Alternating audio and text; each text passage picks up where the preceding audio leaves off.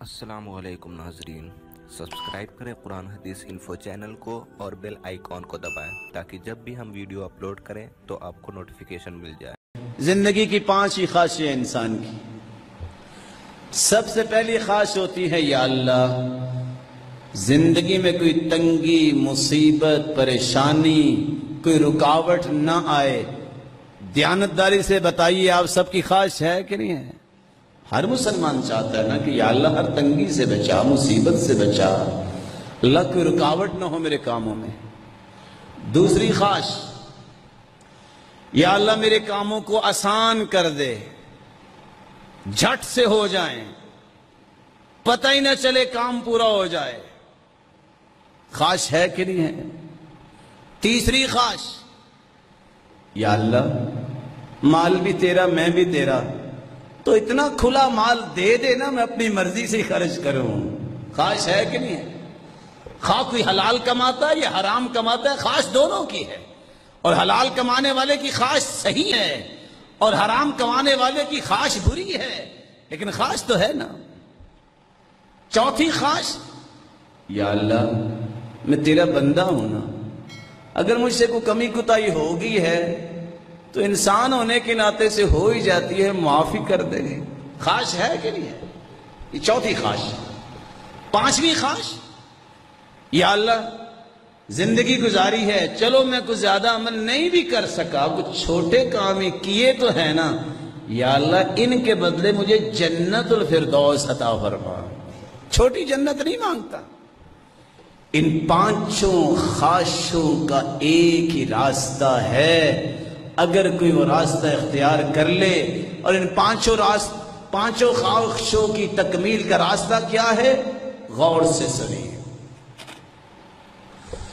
وَمَن يَتَّقِ اللَّهَ يَجْعَل لَّهُ مَخْرَجًا،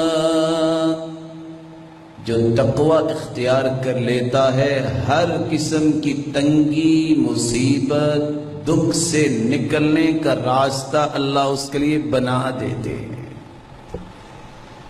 دوسری خواہش، وَمَن يَتَّقِ اللَّهَ يَجْعَل لَّهُ مِنْ أَمْرِهِ يُسْرًا،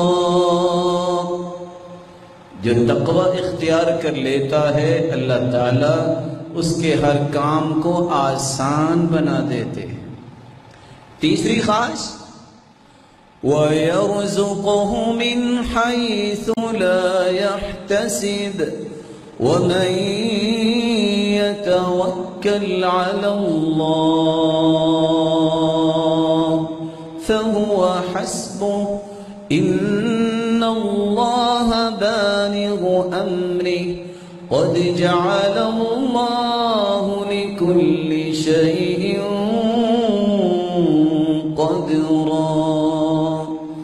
جو تقوی اختیار کرے گا اللہ تعالیٰ اس کو گمان سے بھی بڑھ کے مال دے گا۔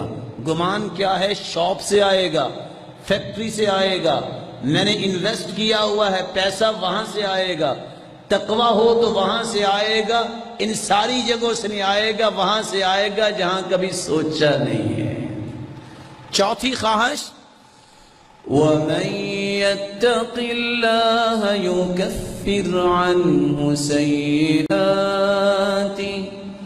تقوی اختیار کر لے گا اللہ رب العزت اس کی زندگی کے سارے گناہوں کو معاف کر دے گا۔ پانچویں خواہش، وَيُعْظِمْ لَهُ أَجْرًا، نیکی چھوٹی سی کرے گا لیکن مالک الملک اس کا اجر عظیم عطا فرمائیں گے جو جنت کی شکل میں ہوگا۔ یہ ہے کیا تقوی؟ سوال یہ ہے جس نے پانچوں خواہشیں پوری کر دی، تقوی ہے کیا؟ لمبی چوڑی بحث نہیں، عبداللہ بن مسعود کی تعریف سن لیجئے۔ 3 باتیں، یذکر ولا ینسا، ہر وقت رب کو یاد کیا جائے، رب کو بھلایا نہ جائے۔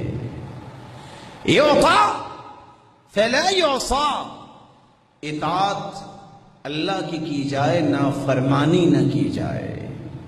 یشکر ولا یکفر، اللہ کا شکر ادا کیا جائے، نہ شکری نہ کی جائے۔